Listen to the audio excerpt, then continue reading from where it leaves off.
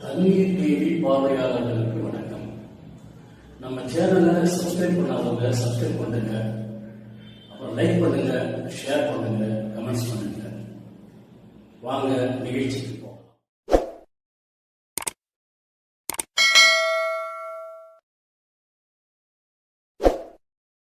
இந்த நிகழ்ச்சியில ரஜினிகாந்தும் கமலஹாசனும் ஒன்னா சேர்ந்து நடிக்க போற புது படத்தை பத்தி தெரிஞ்சுக்க போறோம்.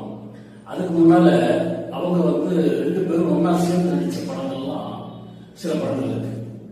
1975 இருந்து 1981 வரைக்கும் ஒரு 6 வருஷம் ரெண்டு பேரும் ஒரு 8 படங்களும் ஒன்னா சேர்ந்து நடிச்சிருக்காங்க. என்னென்ன படங்கள் நடிச்சிருக்காங்க அப்படின்னு சொல்லி பார்த்தீங்கன்னா, முதல் படம் அபூர்வ ராகங்கள். அபூர்வ ராகங்கள்ல நடிச்சாங்க ரெண்டு பேரும் ஒன்னா சேர்ந்து ஃபர்ஸ்ட் டைம். அதுக்கப்புறம் அவங்க ரெண்டு பேரும் சேர்ந்து நடிச்ச படங்கள்லாம் பார்த்தீங்கன்னாக்கா 16 வயதிலே, 3 முடிச்சு, அவர்கள், ஆறுமொழி ஆட்டம், நினைத்தாலே இனிக்கும், அப்புறம்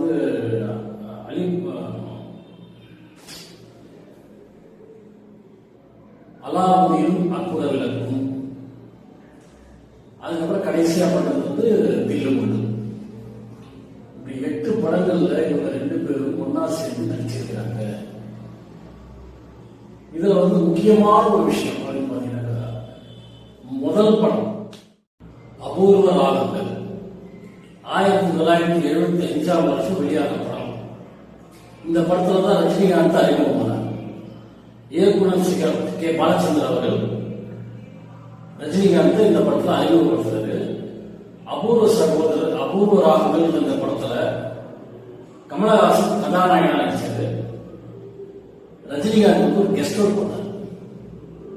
முதல் படம் ரஜினிக்கு கெஸ்ட் ரோல் பண்றாரு. ஸ்ரீவித்யாவுக்கு கணவனா நடிச்சிருந்தாரு. கமலஹாசன் அந்த படத்தோட ஹீரோ.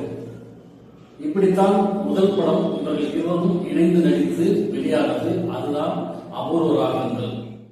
அதுக்கப்புறம் 6 வருஷம் கழிச்சு 1981 வெளியான படம், அதே ரஜினிகாந்தும் கமலஹாசனும் சேர்ந்து நடிச்ச கடைசி படம்.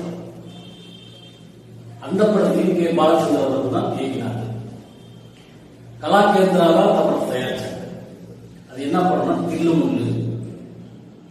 ரஜினிகாந்தும் கமலஹாசனும் ஒன்னா சேர்ந்து நடிச்சு வெளியே கடைசி படம் தில்லுமுள்ளு. முதல் படத்துல Kamal Haasan hero, Rajini guest role Apoorva ராகங்கள்ல. கடைசியா நடிச்ச தில்லுமுள்ளு 6 வருஷத்துக்கு அப்புறம் வந்த படம்.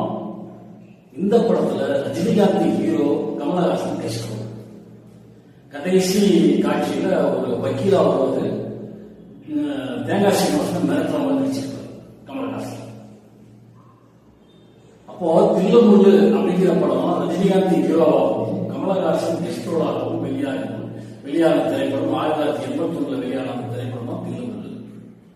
ரஜினி நடிச்ச முதல் படத்துல கமல் ஹீரோ, 6 வருஷம் கழிச்சு எடுக்கப்பட்ட தில்லுமுள்ளுங்கிற படத்துல Rajini hero, Kamal guest role. இந்த 2 படத்தையுமே இயக்கியவர் கே பாலச்சந்தர் அவர்கள். அதனாலதான் இன்னை வரைக்கும் 2 பேரும் அவங்க குருநாதரா சொல்லிட்டு இருக்காங்க. அவர் ரொம்ப மதிக்கிறாங்க, அவரை கடவுளாக நேசிக்கிறாங்க. அப்படிப்பட்ட ஒரு சிறந்த நடிகர்கள் தான் ரஜினிகாந்தும் கமலஹாசன். இவங்க 2 பேரும் நடிச்சு வெளிவந்து 1981 அதுக்கப்புறம் 44 வருஷம் கழிச்சு 2025 2 பேரும் ஒன்று சேர போறாங்க. அவங்க 2 பேரும் ஒன்னா சேர்ந்து இப்ப நடிக்க போறாங்க. யார் தயாரிக்கிறாங்க? கமலஹாசன் அந்த படத்தை தயாரிக்கிறாரு. ராஜ்கமல் பிலிம்ஸ் இன்டர்நேஷனல் சார்பாக கமலஹாசன் அவர்கள் தயாரிக்க, ரஜினிகாந்தும் கமலஹாசனும் இணைந்து நடிக்க, சுந்தர் சி அவர்கள் இயக்குவதாக அறிவிக்கப்பட்டது. அது என்ன காரணமோ தெரியல, திடீர்னு சுந்தர் சி அவர்கள் அந்த படத்திலிருந்து விலகிட்டாலும் கமலஹாசன் இந்த படத்தை எடுத்து முடிக்கணும் அப்படிங்கிற ஒரு வைராக்கியத்தோடு இருந்தது.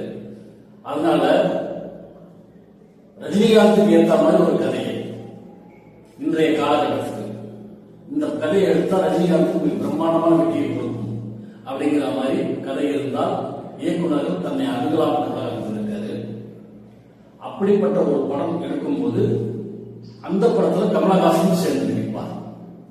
அப்படி எடுக்கக்கூடிய ஒரு திரைப்படம் விரைவில் உருவாக வேண்டும், அது வெளிவர வேண்டும். கமல், ரஜினி இருவருடைய ரசிகர்களும் அதை பார்த்து சந்தோஷமடைய வேண்டும். அதுக்காக தான் இந்த நிகழ்ச்சியை நான் சொல்லியிருக்கேன். ரஜினிகாந்தும் கமலஹாசனும் இணைந்து நடிக்கும் ஒரு படம் மீண்டும் வர வேண்டும். அந்த படம் மக்களிடையே பெரும் வரவேற்பை பெறும்.